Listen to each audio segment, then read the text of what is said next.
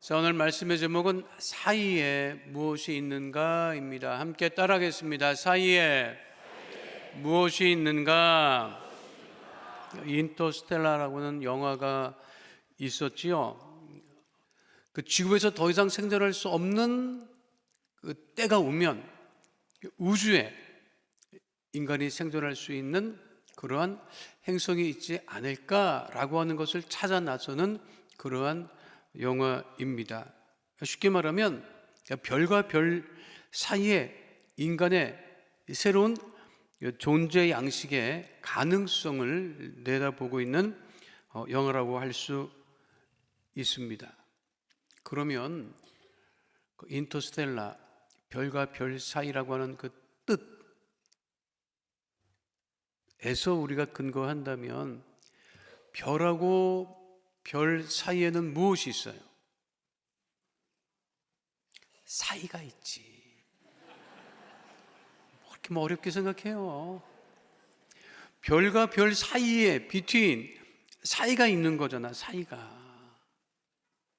그런데 우리가 자라면서 한 번은 들어보고 저 자랄 때는 굉장히 많이 들은 이야기가 뭐냐면 사이좋게 지내라 라는 말을 많이 들어요. 사이좋게 지내라.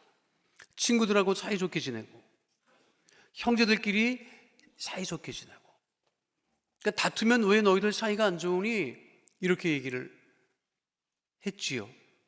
그러니까 지금도 중요한 것은 뭐냐면 이 마음이 평안하고 기쁘고 행복한 삶을 산다고 하는 것은 모든 사이가 좋다는 거예요. 사이가 좋다는 거예요. 이 사이는요, 세 가지인데 첫 번째는 하나님하고 나 사이, 이게 중요해요. 또 하나는 사람과 사이, 이것이 중요하지요. 그리고 나와 네 자신과의 사이가 중요합니다. 한 해를 이제 한 주일 남겨두고 있는 주일이지요. 한번 스스로 생각해 보세요. 연초에 내가 하나님하고 연말에 내가 더 사이가 좋아졌는지. 연초에는 믿음이 좋았는데 중간에 시험에 들고 환경적으로 어려움이 오고 이러니까 연초에는 하나님과 사이가 좋았던 사람이 하나님으로부터 멀어진 사람도 있을 것이고, 연초에는 하나님하고 대면했는데 연말이 됐더니 더 하나님과 가까워진 사람도 있을 것입니다. 그러니까 스스로 생각해 보세요. 내가 연초에 지금 연말에 내가 하나님하고 사이가 더 좋아졌는지, 또 사람과 사람 사이 관계가 더 좋아졌는지, 또 내 자신과의 사이는 어떤지 한 번은 우리가 돌아볼 때가 한 해 한 주일을 남겨두고 우리 모습을 스스로를 살펴보아야 할 것입니다. 그런데 가장 중요한 것은요, 하나님과 사이예요. 하나님과 나 사이가 중요합니다. 따라하겠습니다. 하나님과 사람 사이. 하나님과 사람 사이에는 무엇이 있을까요? 하나님과 사람 사이에는 무엇이 있어요? 하나님과 사람 사이에 무엇이 있는지를 이사야 선지자가 분명하게 말씀한 바 있지요. 이사야 59장 1절로 2절 오는 본문 말씀입니다. 함께 합니다. 야훼의 손이 짧아 구원하지 못하심도 아니요 귀가 둔하여 듣지 못하심도 아니라 오직 너희 죄악이 너희와 너희 하나님 사이를 갈라놓았고 너희 죄가 그의 얼굴을 가리어서 너희에게서 듣지 않으시게 함이니라. 뭐라고 말씀하고 있어요? 우리의 죄악이 하나님과 우리 사이를 갈라놓았더라고 하는 거예요. 그러니까 하나님과 인간 사이에는 무엇이 있다? 죄가 있는 거예요. 죄악이 있는 거예요. 인간은 죄를 짓습니다. 근데 지은 죄를 해결을 못해요. 인간은 죄 짓습니다. 근데 그 죄의 문제를 해결할 수 없지요. 사회적으로, 경제적으로 또 세계적으로 어려움이 있으면 텔레비전에 전문가라고 하는 사람이 막 등장해서 얘기를 합니다. 해결의 실마리를 제공하겠다는 거죠. 그렇죠? 근데 뭐 정치적인 문제, 경제적인 문제, 사회적인 문제는 해결의 실마리를 찾을 수가 있고 또 해결하려고 애를 씁니다. 그런데 가장 중요한 죄의 문제는 누구도 해결을 못해요. 어느 누구도 죄의 문제를 해결하겠다고 나서는 사람은 없습니다. 왜냐하면 인간은 죄의 문제를 해결할 수 없기 때문이지요. 역사적으로 위대한 정복자는 많았습니다. 알렉산더, 칭기스칸, 나폴레옹. 그러니까 위대한 정복자들은 땅을 정복하고 다른 민족과 나라들은 정복했지만 죄를 정복한 정복자는 없습니다. 위대한 정치가도 있고 위대한 경제인도 있고 위대한 철학자도 있습니다. 그러나 그 모두가 죄의 문제는 해결하지 못합니다. 그런데 오직 그 죄의 문제를 해결하는 유일한 길이 무엇입니까? 우리 예수님께서 십자가에 못 박혀 죽으심으로 우리 죄의 문제를 다 해결해 주셨기 때문에 사실은 그 문제가 해결된 것입니다. 베드로전서 2장 24절 분명하게 말씀하고 있지요. 함께합니다. 친히 나무에 달려 그 몸으로 우리 죄를 담당하셨으니 이는 우리로 죄에 대하여 죽고 의에 대하여 살게 하려 하심이라. 그가 채찍에 맞음으로 너희는 나음을 얻었나니. 예수님께서 우리 죄를 친히 담당하시고 죽으심으로 그 죄의 문제를 해결함 받았다고 하는 것입니다. 그러니까 예수님 없이는 그 죄의 문제는 해결할 수 없었어요. 근데 예수님 오심으로 그 문제를 해결함 받고 지금 우리는 더욱더 하나님하고 가까워지되 하나님하고 사이가 더욱더 좋아져야 하는 것입니다. 여러분 교회 다니고 예수 믿는 것은 사람들이 알아요? 알아요? 주변 사람들이 여러분 예수 믿고 교회 다니는 것 알아요? 그건 다 알아요? 숨기고 다니는 건 아니에요? 그러면 생각해 볼 게 있습니다. 그게 뭐냐면 예수 믿지 않는 사람들은 예수 믿는 우리들을 어떻게 생각하느냐면 하나님하고 사이가 좋은 줄 알아요. 예수 믿지 않는 사람은 자기가 하나님하고 가까울 게 아무것도 없잖아. 그러니까 사이가 멀다고. 그것도 믿지 않는 사람은 그거를 알아요. 그런데 자기 주변에 예수 믿는 사람이 있고 교회 다니는 사람이 있으면 그 사람은 하나님과 가까울 것으로 여긴단 말이에요. 그러면 주변 사람들이 나를 하나님과 그 사이가 좋은 것으로 알고 가까운 것으로 아는데 실제는 어때요? 실제는 어때요? 진짜 가까워요? 하나님하고 사이가 좋아요? 그 좋아야 돼요. 지난달에 제 초등학교 동창이 교회를 방문한 적이 있습니다. 근데 그 초등학교 동창 그 아이는요 좀 아주 특별한 아이였어요. 초등학교 3학년 때 우리 반으로 전학을 왔어요. 이 아이가. 그 전학을 온 애는 학교에 그 반에 적응하기가 쉽지 않습니다. 여러분 초등학교 3학년이야. 전학을 왔어요. 그럼 대부분 1년 동안은 그 반에 친해지지 않고 다른 반으로 이제 가야 이제 새롭게 친해지고 이럴 텐데 아니 전학을 하고 첫 번째 오락 시간이 됐는데 아니 이 아이가 손을 들고 나와서 동화를 얘기를 하는데요. 지금도 제가 분명하게 내가 지금 나이가 60인데 초등학교 3학년 때 그 시간을 내가 기억한다니까요. 그 전학 온 그 아이가 뭘 얘기를 하냐면 알리바바와 40인의 도적을 이야기하더라고요. 그러니까 우리가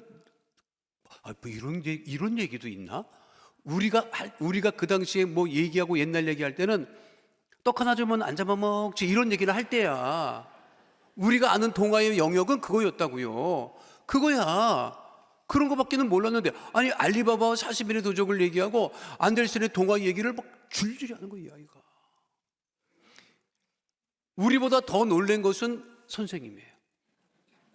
아니 뭐 이런 애가 다 있어. 얘가 뭐 목소리도 또랑또랑하고 막 발표력도 좋고 막 동화 구현하듯이 하는데 애가 이거 희한한 애가 온 거예요. 공부도 잘해요. 그리고 나서 4학년으로 되니까 반장하고, 또 5학년 6학년 때 너랑 또 같은 반이었어요. 걔 반장을 하더라고. 반장을 안 시킬 수가 없어. 그리고 중학교 때 반장을 놓치지 않고, 고등학교 반장을 놓치지 않고, 걔 별명이 반장입니다, 진짜. 그리고 대학을, 스카이 대학 중에 한 대학을 갖고, 그 대학 졸업하고 대기업에, 그때 홍보실이 한참 막 세워지고 막 활동이 많을 때였어요. 대기업 홍보실이 굉장히 컸습니다, 그 당시에. 근데 그 대기업 홍보실에 들어가더니 거기에 담당을 하고. 달랐어요, 얘가. 그래서 나한테는, 내가 그 이후로도 많은 반장을 겪어봤지만 기억나는 반장은 없습니다. 오직 그 친구밖에 없어요. 나한테는 영원한 반장이 그 친구야. 근데 교회를 지난달에 방문을 했어요. 나이가 60이잖아요. 그런데 그 회사에서 나이 꽉 채워서 정년을 이 12월 달에 맞는다고 하더라고. 그러니까 회사에서도 굉장히 아이가 능력을 인정받았던 거죠. 그리고 병이 찾아왔어, 그 친구한테. 암이 찾아왔다고. 그러니까 정년은 됐는데 암은 찾아왔고. 그럼 정년은 자기 마음대로 못하지.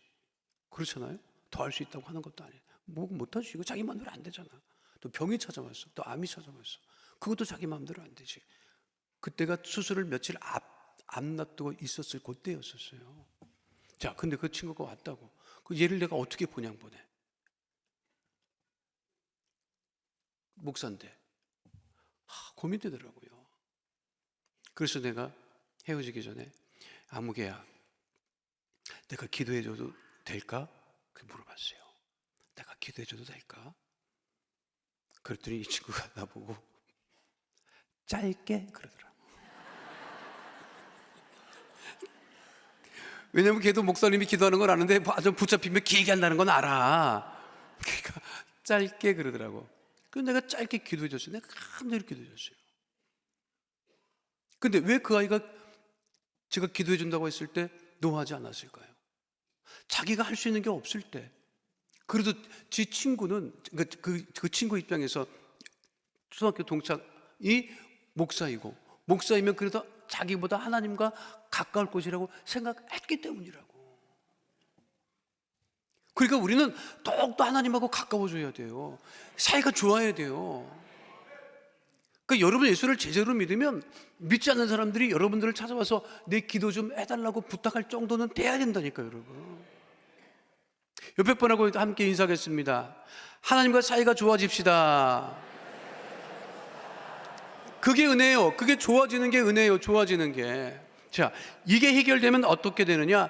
사람과 사람 사이에 이 사이가 좋아진다, 여러분. 따르겠습니다. 사람과 사람 사이. 우리나라 군대 많이 갑니다. 군대 대부분 가죠. 그 군대 생활 중에 제일 뭐가 힘들다고 얘기를 해요? 뭐가 제일 힘들어요? 여러분, 군대에서 제일 힘든 건 뭔지 알아? 한국 군대에서 제일 힘든 건 내무반입니다. 내무반 생활이 제일 힘들어요.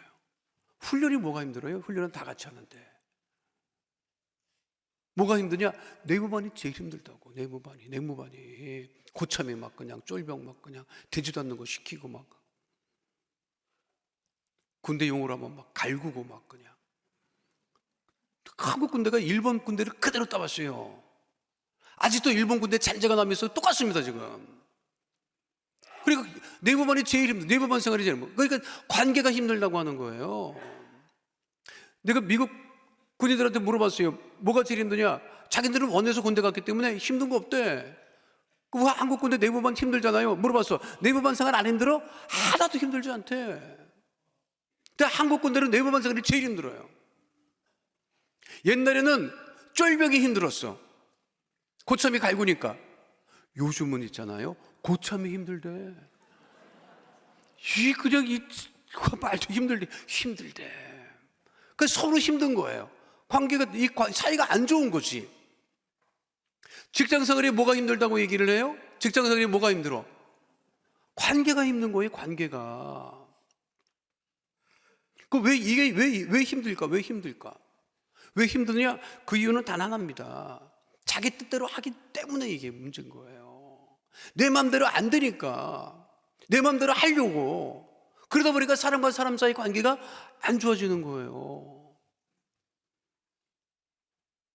사람과 사람 사이 관계가 안 좋고 자기 뜻대로 하려면 이게 자기 뜻대로 되느냐? 아니, 문제는 자기 뜻대로 안 된다는 거예요. 그 사람은 계속해서 자기는 자기 뜻대로 하려고 하고 자기 뜻대로 안 됨에도 불구하고 자기 뜻대로 하려다 보니까 사람과 사람 사이 관계가 계속 안 좋아지는 거지.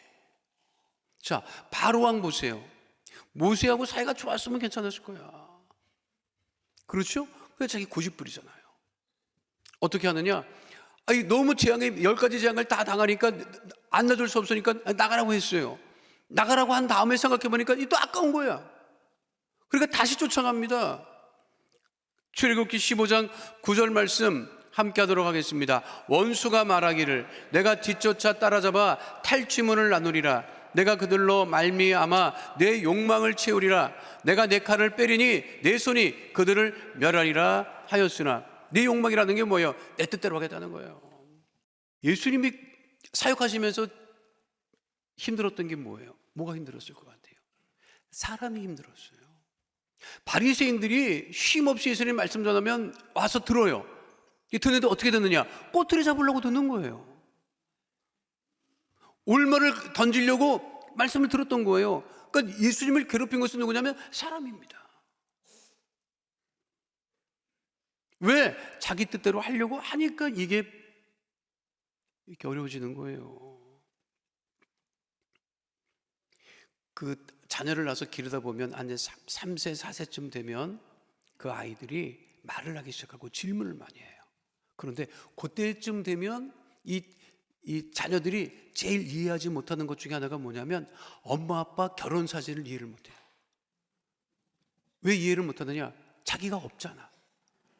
이 엄마 아빠가 늘 자기랑 있는 게 그것이 그 아이의 인생인데 사진을 보니까 엄마 아빠 결혼한 사진을 보면 자기가 없어. 그 아이들이 가끔 물어봐요. 왜 나는 없어?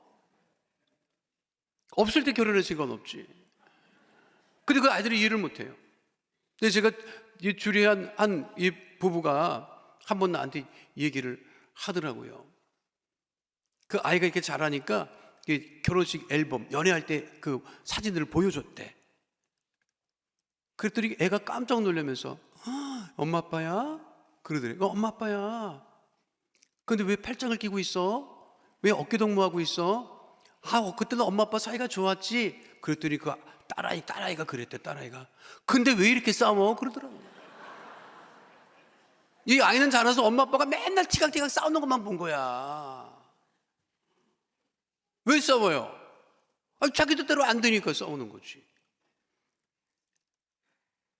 내 뜻이 중요한 게 아니에요. 내 마음이 중요한 게 아니에요. 사람과 사람 사이가 좋아지고 싶습니까? 사이가 좋아지고 싶습니까?